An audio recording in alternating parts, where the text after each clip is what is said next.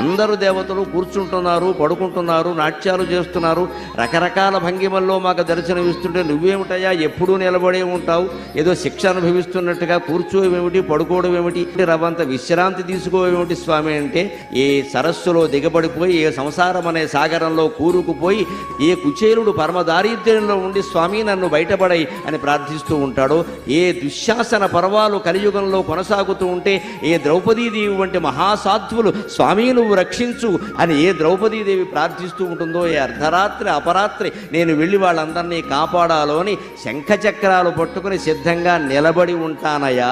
పడుకుంటే లేచి బయలుదేరడం కష్టం కదా, ఎవరికైనా దేవుడికైనా. ఎవరో మేలుకొలుపు పాడాలి, సుప్రభాతం పాడాలి, లేవాలి, బయలుదేరాలి. అంతకంటే నిలబడి సిద్ధంగా ఆయుధాలతో సహా ఉంటే వెళ్ళి కాపాడొచ్చును కదా అని నిలబడి ఉంటానయ్యా అనే సమాధానాన్ని స్వామి నా మనస్సులో స్ఫురింపజేశారు శ్రీ వెంకటేశ్వర.